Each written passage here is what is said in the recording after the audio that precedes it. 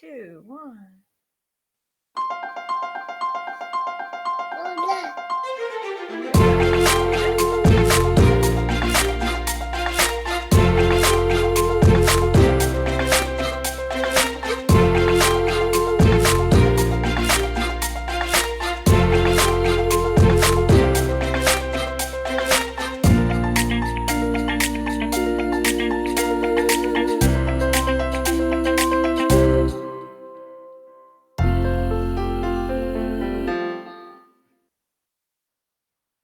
Good morning. So glad you're here with us. I'm Mary Winters. I'm the owner of About Senior Solutions and a gerontologist, and you're watching Visionary Aging with Nash in my lap and Logan, my little granddaughter, 3.5 over here on the other side. Oh, you can see her in the corner.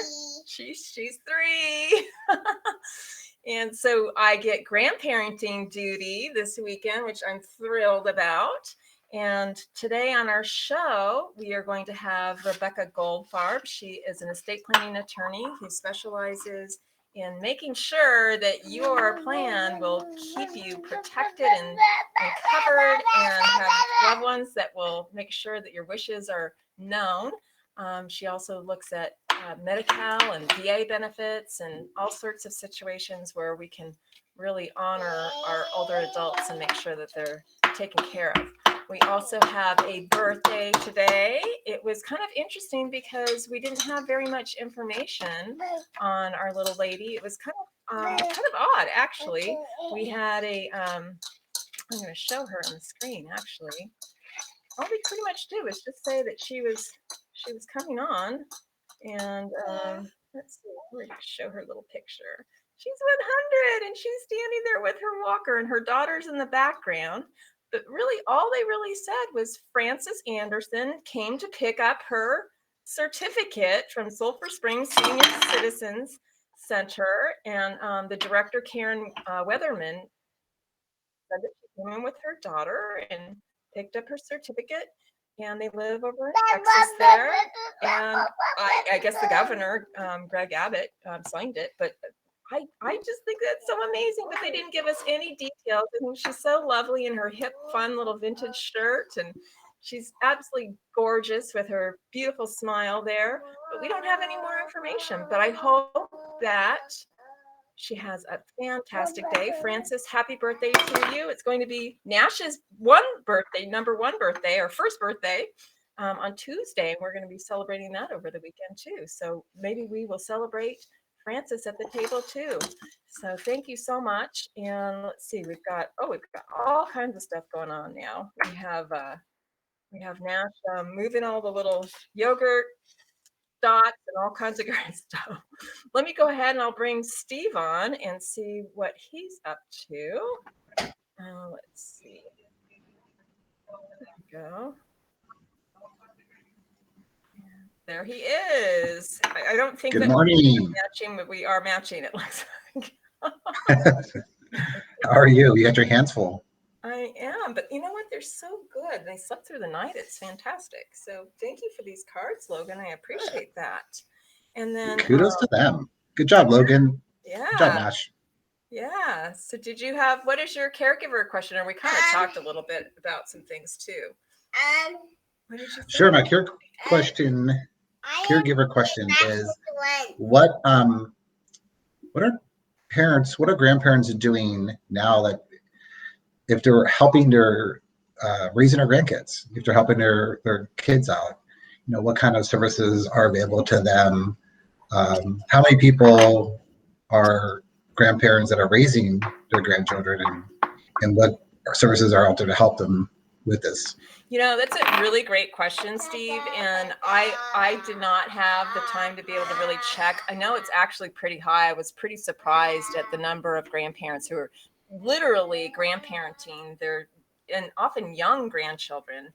I have a woman who is actually parenting her great grandson. It's very, very young granddaughter who was a bit troubled, and she was raising her grandson.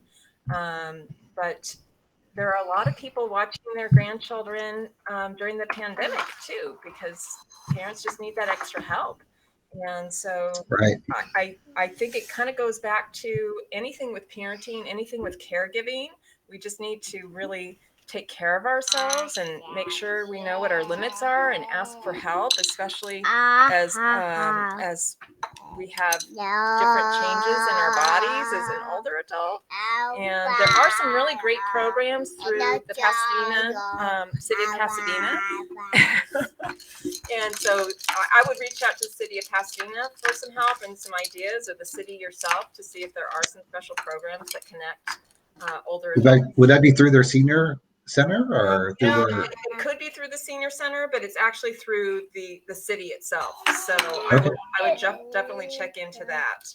And that said, too, Pasadena, city of Pasadena, I wish I had the information right in front of me. You can call my office, 626-359-0108. Hold on, honey, you got to leave that one. We can, we have all kinds of stuff going on here. They are going out and vaccinating homebound seniors now. So it's the Pasadena excellent. Citizens Center, not Senior Center, but the Citizens Center.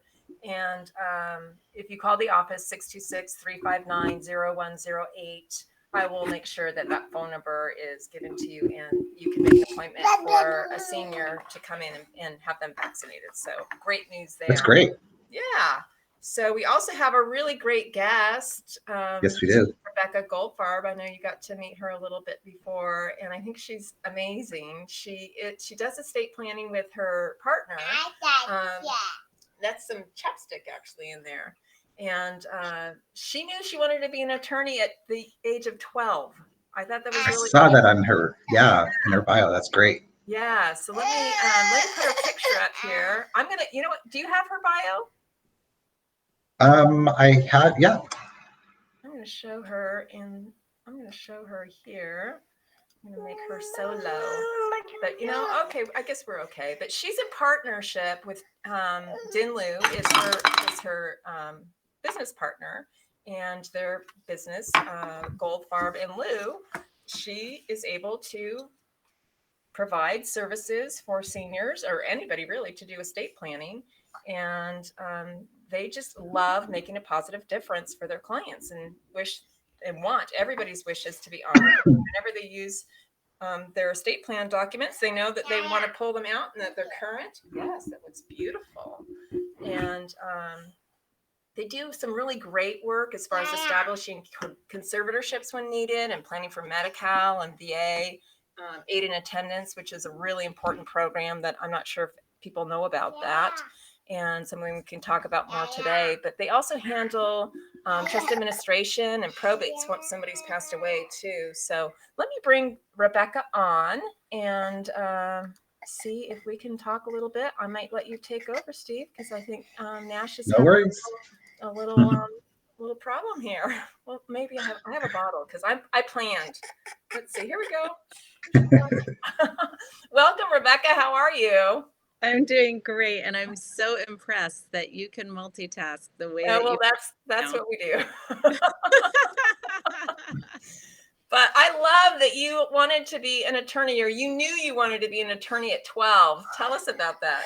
Well, in the topic of grandparents, my grandparents didn't raise me, but I was extraordinarily close to all of my grandparents. And when I was 12, my mom's parents handed me their estate plan and said, this is our trust and this is what's going to happen. And I realized that because there was a big family dynamic issue in our family, that this plan was terrible.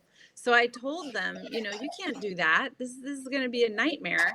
And they actually, a year or two later, went to their attorney and changed it. So I knew that I knew that working with old people was my thing because I love them and I was around them my whole life.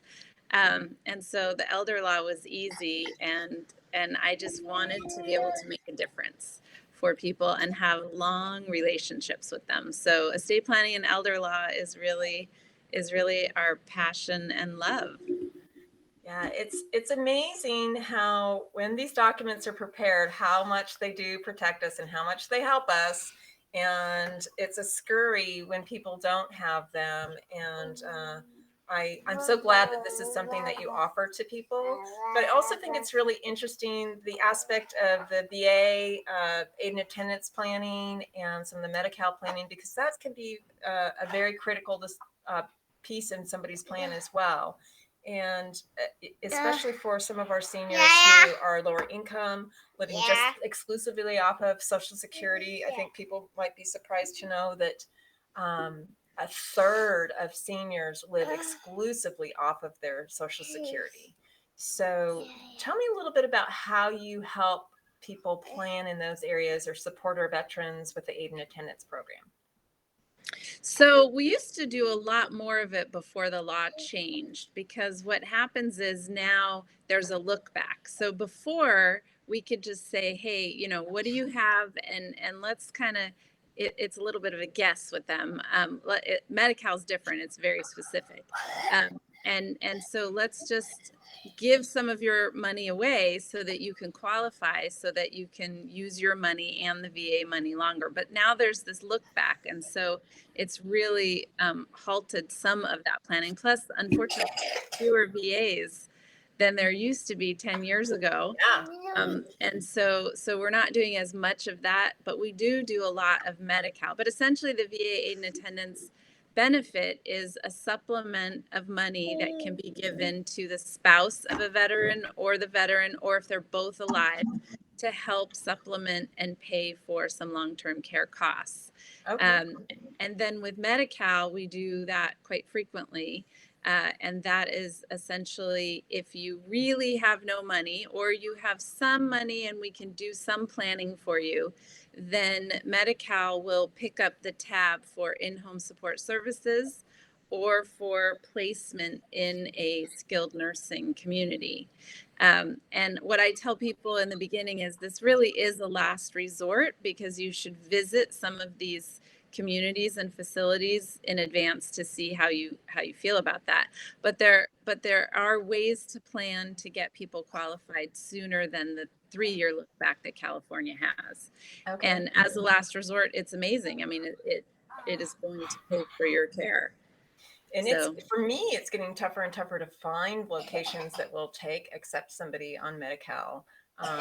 So are you seeing that as well? Or tell me a little bit more about. I mean, I don't do the placement part.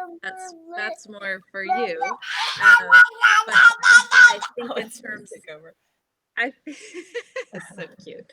I think in terms of finding the location, it is a little bit tricky.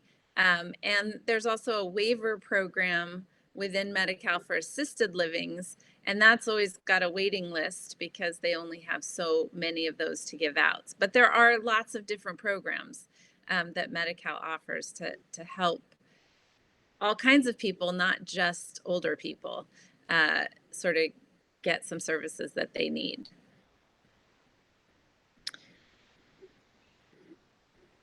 You're muted.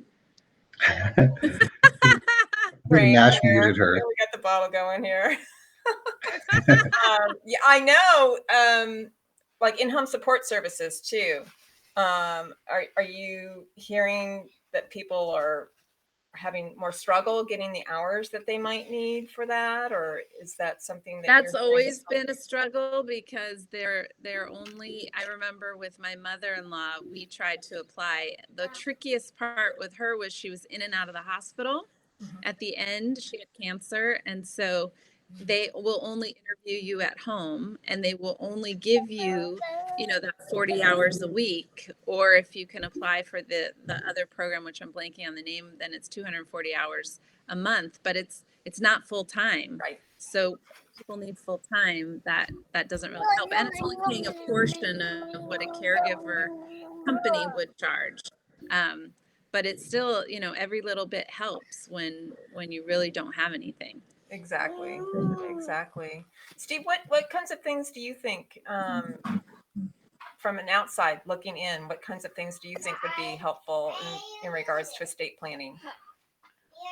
Well, I was curious how the past year has affected your business, and what extra steps or different steps have you had to take because of the COVID, the pandemic, and not being able to see clients personally. Like, how have you dealt with that challenge?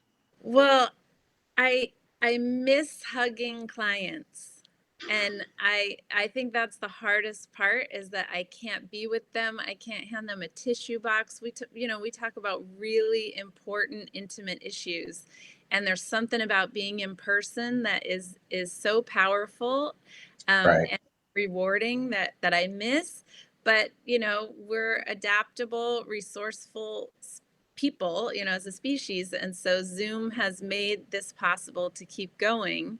And it's going to be really weird to go back and still not be able to hug people like that. That's going to be really weird for me. I know that sounds weird that your lawyer is hugging, but like I hug every single time. So Lawyers are people too. yeah, some of us. True. Very true. But I think in terms of overall, it really sparked our business, as with a lot of estate planners. So we've had to hire several new team members and grow our team to be able to provide the level of detail and service and concierge and handholding that we do. So I think that we've been fortunate in that way. But I know that a lot of people will either have their estate plan done and think I'm kind of done, or not have it done and not really know what to do. So if you're open, I'd like to just share some tips for people to really think about it. Absolutely. Yeah. If you're caring for someone else, or even just for you, it's really important to have a comprehensive estate plan. And the advance directive, to me, is the most important document, because it is when you are incapacitated and someone is standing in your shoes to make decisions. These documents are notoriously anemic with details. And I think that is a disservice to the people you love, because here you are saying, stand in my shoes and make decisions, but I'm not telling you any details. So for me, that's a really big deal. If they're done well, they work perfectly to avoid conservatorship almost all of the time. But if they're not done well, then we're headed to conservatorship, and that is painful and expensive. It is. And share a little bit about what conservatorship is, and because it is painful and expensive, and it's definitely something that happens without an estate plan. But I'm also curious to know how you kind of make sure that that is avoided within the plan that you do. So just share a So little bit about conservatorship. absolutely. So for everyone, out there, once you turn 18, you must have an advance directive and power of attorney. This has nothing to do with whether you have assets. And if you have those documents and become incapacitated, then you are going to have someone step in your shoes. If you don't have those documents and you become incapacitated, then the conservatorship process is one for, you can get conservatorship over the person, so that's like the advance directive, or conservatorship over the estate, and that's the power of attorney. And this process is about $10,000 to start, and about $5,000 every year for the rest of the conservatee's life. So we advocate every client who has an 18-year-old kid, I'm like, here's some statutory documents, fill them out. I don't care, those don't have to be as detailed when you're young, but at least if something happens, then someone has legal authority. And that conservatorship process is just a waste of resources. Now, I will say the only time that we have to do it is if the person who has lost capacity refuses to allow the agents to help. The only way you can take someone's power away and say, you need care, it's not safe, or whatever the circumstance, or you're getting financially scammed. I did a presentation earlier this week, and with a financial advisor, and he said that $2 billion a year is that scam industry. And so it's happening every single day. And so in some of those situations, obviously conservatorship is important when we can't control the person. Yeah, it's heartbreaking. Actually, I have a situation right now with a newer client, and he agreed to be voluntarily conserved, which made him feel like he was in control. Somebody had scammed him and wired a few $100,000 out of his account, and actually had his estate plan changed or created to favor her and leave all the children out and so forth. And just really conniving and awful, but also because he's not understanding the process and why Right. he's not in control of certain things anymore. He'll probably refuse moving At forward some with the conservatorship, yeah. which means he It gets difficult. involuntarily conserve. Yeah. So Yeah, it's difficult. It's yeah, difficult. it really is. It So really yeah, is. I can't express enough how important it is to get that advance directive and power of attorney done. That avoids conservatorship. But then we have the probate side of things. And the only way to avoid that, if you have, a home and some assets, is through a trust. And we see so many trusts that are going to fail because they have the wrong people in charge, because they have multiple co-trustees. That is not usually a good plan. And then also the funding isn't done, right? So if you have your trust, that's great, but you want to make sure that all your assets have been properly retitled into the name of the trust or beneficiaries updated. So unfortunately, we see a lot where there are not beneficiary designations on things, and so we have to go to court, or what can be really devastating for family harmony, which is one of the major goals of a good estate plan, is that there will be family harmony at the end, is that beneficiary designations contradict the wishes of what your trust says. And beneficiary designations supersede everything else. So if you don't want that person to get it, but they're named, it's your ex, it's somebody you don't talk to anymore, whatever, they're getting it. So yeah, we see that a lot too. Or how often do you see that somebody was not legally divorced and married someone else, and then all of a sudden you have another issue with who is the spouse, and somebody not messy. The spouse. Yeah, very messy. So our I have a- job is to fix those mistakes and make it so it's clean and simple. People can grieve, people can be there emotionally and in their mindful ways, and not have to deal with all the legal BS that gets in the way of being able to do that. I had a friend who his dad passed away, and he had a will. He also had a bank account for a corporation, and he didn't have a beneficiary listed for that, and that it was the bank wouldn't accept the will to give the money to the family, so they ended up having to go through the legal process of working through that, and it was messy and drawn out and expensive. And all wills go through probate. So having a will alone is insufficient if you have Right. over $66,250.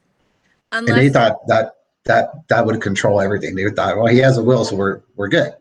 But that is a common myth, and unfortunately an expensive, painful one. Our probate process is the fees are a formula, but let's just say it's between 3 and 4% of your gross estate. So for all of us who have real estate with a mortgage, you don't get to subtract the mortgage. They are looking at the fair market value of your real estate. And in Southern California, that's pretty high.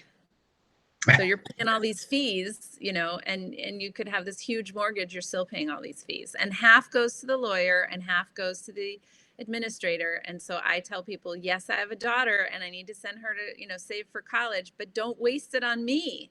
Get your trust done so that it's cheaper and better for your family. right. So you mentioned updating information. How often do you meet with your clients to update what's going on in their lives, or different, how things change, life changes? So whenever clients reach out to us, obviously we will do a maintenance meeting. But as a part of our flat fee structure, we do maintenance meetings every 5 years. And those are just included in our initial fee that we charge to create the plan. So we think every 5 years we used to do it every 2 years. People were like, I don't have anything. Then we switched it to 3 years. They're like, I don't have anything. We're like, okay, maybe 5 years is the sweet spot. And with your advance directive, every 5-10 years, you will get to that next age bracket where you might have a different definition of what quality of life is for you. And so you need to update that. And certainly as we get, decades, every decade or so, maybe your kids are in the role now that they can make decisions for you, and it's not your parents anymore, or it's not your friends. And so you want to make sure that the fiduciaries you've put in place are the right people. Yeah, that's always very interesting too, who you select. Or do you ever recommend having 2 or 3 or 5 of the children all making decisions at the same time? I see that is Never. Never, but I will put them in order. And I will have, 3 or 4 or 5 people as successors. But I really grill, that's probably the wrong word. Interrogate, also the wrong word. I really Sometimes. try to make sure that if they are going to name 2 people, that they have dealt with family drama before, that they have helped administer a grandparent's estate plan, that they really process grief similarly, right? And that they handle their business affairs. You don't want one person who's a procrastinator, or one person who's like, let's get it done right now, right? Or one person who's going to fall apart emotionally, and then you're relying on them. You have to work together for everything as co-trustees, right? So I don't like, so yeah, so I interview the parents, I interview the kids, if we're going to do that, to make sure we're really setting up for success and not failure. But with power of attorney, some financial institutions won't accept co-agents. So with that, I say 100%, you cannot have co-agents. You have to have one and then the other. With the advance directive, you can have co-people, but we have to have a mechanism if they don't agree.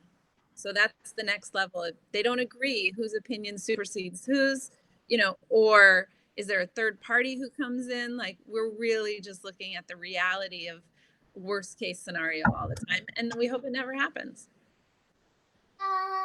That's a really great idea. Logan's singing in the background. She likes that idea too. Thank you, Logan. Yeah. So, are there any new laws that have gone into effect this year that are affecting estates and trusts that people need to know about? I wouldn't say for this year, but I will say historically, the big one that comes up is having a HIPAA waiver for the Advanced Healthcare Directive. And a lot of people, even they've gone to a lawyer to create this, and it was after 2004 when the Privacy Act came into law, and they still don't have a HIPAA waiver. So we really need those. I also see a lot of people historically, the lawyer created an A-B split in the trust, which essentially means when one spouse dies, everything does not go to the survivor, and 2 new trusts are born, the survivor's trust and the decedent's trust. So the survivor can change his or her side, but not the other side.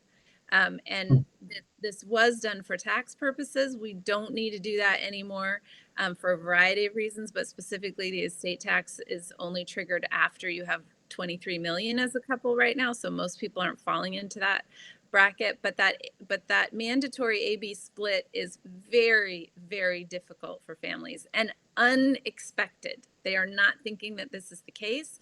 So those are the big things law-wise. Now, with our new administration, there will be a change, I expect, in the estate tax. California doesn't have an inheritance or an estate tax, so it's just the federal that we have to comply with. So it will go down, and so for some people, we may need to do some tax planning. The only other one I can think of, which also wasn't this year, but last year, was when you are passing IRAs down or retiring, Roth or otherwise down, you can't stretch it out over 10 years. I'm sorry, you can't stretch it out over the actuarial life expectancy of your beneficiary. The max now is 10 years. So that changed how people are dealing with IRAs to some extent. And so for those who have like some charitable contributions they want to make, they might give some of their IRA to a charity instead because they don't have to pay tax. But those are the ones that come to mind. That's fantastic. Just so much great information, Rebecca, in such a short period of time. And thank you so much for working around my little chaos. And, it's all about, you just work with what you have, and it's better to plan so that you have something immediate to go to and things aren't scary. And, these little guys can be protected if it doesn't mean that you're an elder and you need an estate plan, but truly you do need some of these key ticket or key items, even when you're 18, to make sure your parents or a best friend can help you make decisions if you were in an accident of some kind too. So. And one last thing I will say is that if people feel very strongly that they do not want to be resuscitated, so they want a DNR, be sure that you create a POLST, a physician's orders for life-sustaining treatment. It's that hot pink piece of paper, and that you fill it out correctly. I see it filled out wrong all the time. And so that's and then you have to post it. It has to be up. So we really want to make sure that that's a big wish not to honor. And so we want to make sure that gets honored, and the POLST is the way to do that.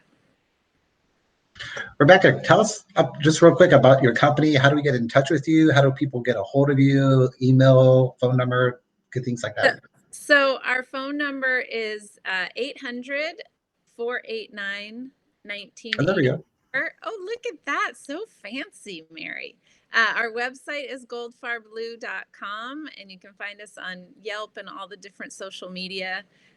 We are located in Tarzana, but we help people all over California, and none of us are there now, so we're all working from home all over the place. So we're always happy to answer questions. If you have any, call us, and we'll set up a time to just have a complimentary 15-minute chat. And we help a lot of people just over the phone and give them resources. Excellent. Thank you. Yeah. I really appreciate everything. And I'm going to go ahead and drop us out and go ahead and wrap up. So thank you and have a great Friday, everyone. You too. Take care. You too. Have a good weekend. Thanks. You